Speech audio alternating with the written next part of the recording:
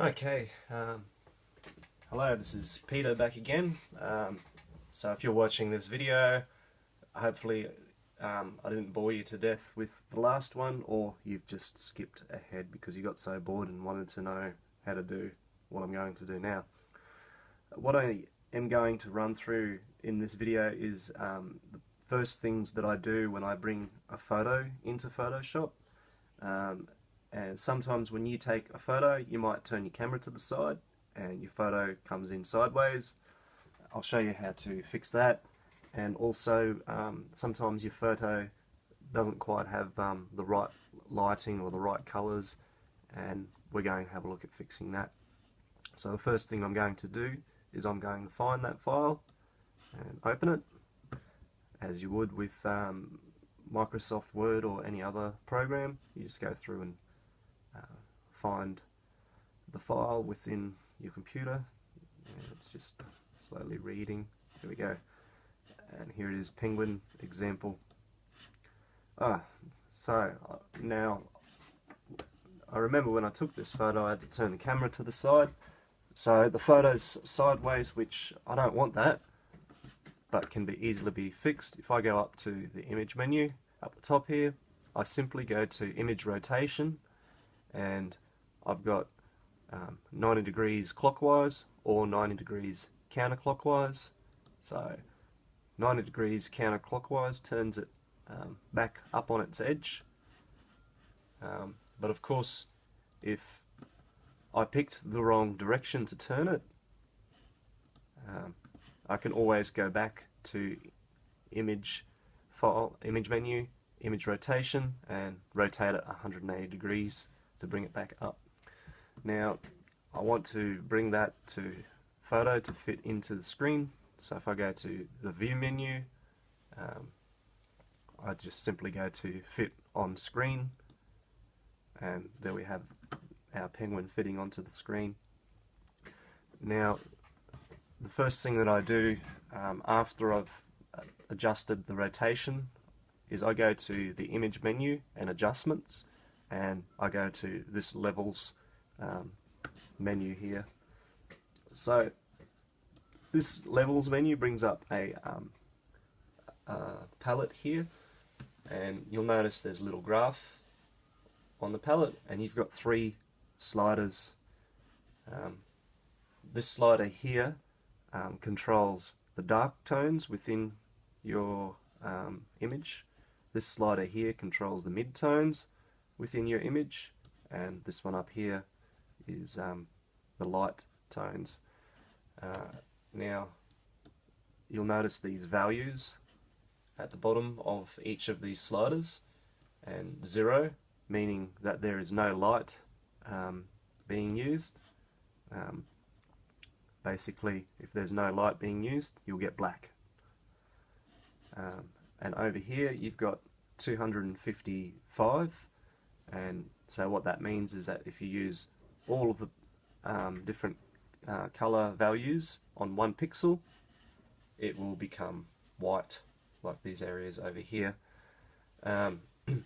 Now that's probably an important thing to know, is that Photoshop works with pixels or little tiny dots to make up images, and the different colors can come within the values between 0 being black and 255, which is pure white. As you go towards the middle, you start to come out with different color variations.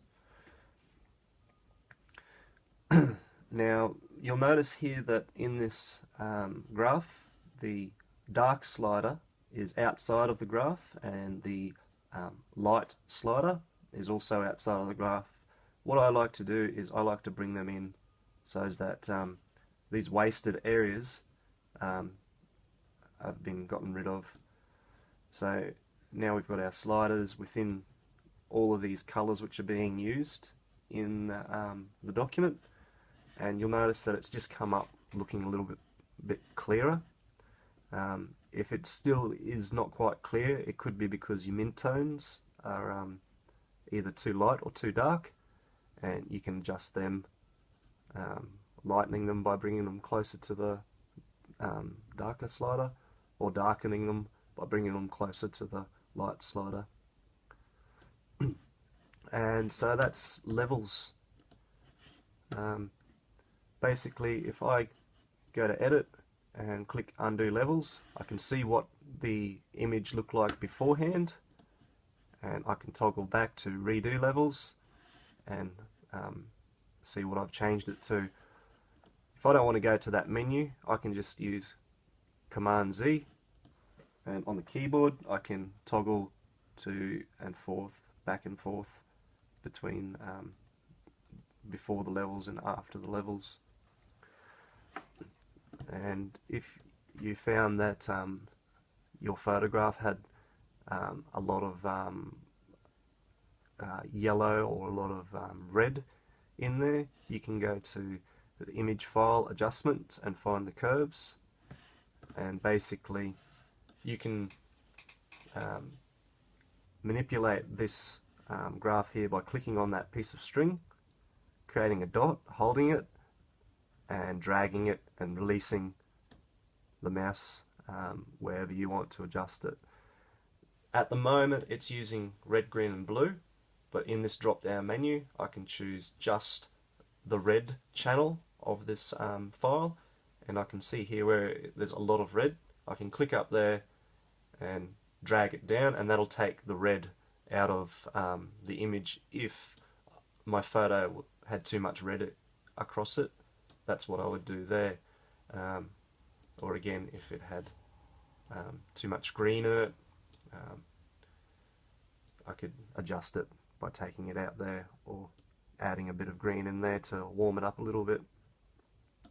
This brings us to another interesting useful tool within graphics, computer graphics, and that's this color mode here. RGB, obviously for those who know, is red, green and blue. Basically, when light travels through from behind a pixel, red, green and blue are used as a standard to make up all of the colors, and when you print something out and view it so that the light reflects on it rather than goes through it, the best thing to use is CMYK, which is cyan, magenta, yellow and black. If you intend to print something out, you would change that color mode to CMYK, and when I go back to these color curves, and I can adjust them according to cyan, magenta, black and yellow. So again, I can take the magenta out of an image looking a little bit yellow, take a little bit of the yellow out, and so on and so forth. Now, if you remember earlier in the last video, I was talking about the magic wand tool and this little tolerance value, and how if I change that tolerance value, it will have a tolerance onto the pixels that I click on to select using the magic wand tool.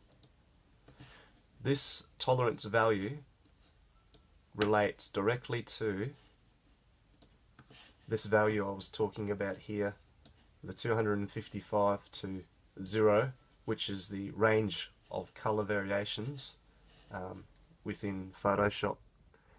So basically, when I changed that lasso tool, its tolerance, basically, if I say this grey color was 200, it's picking all of the colors 200, 20 below 200 and 20 above 200. So when I click on the color which is we're calling 200, it's also selecting 180 to 220.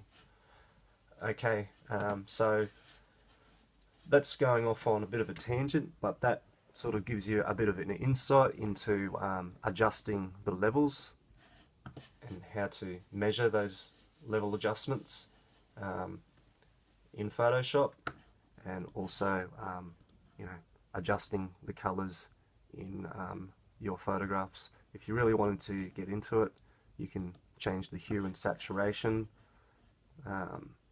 by adjusting these sliders. And as you notice, I've only got this area selected, so it's only really changing that area that I've selected.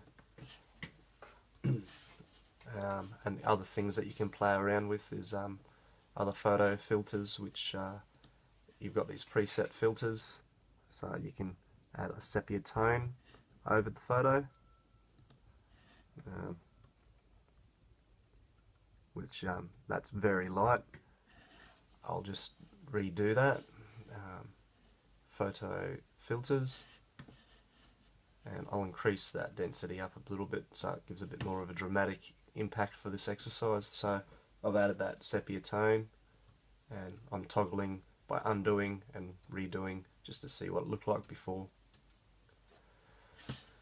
So you can play around with all of these other different menus to figure out what they do. It can get a bit distracting. I like to stick to what I know, that's levels and curves, and that way I can be a bit more efficient in my use of Photoshop. Okay, and hopefully that was helpful to you guys. That was bringing photo into Photoshop, adjusting its levels. I've been Peter, and I still will be Peter even after this video is finished.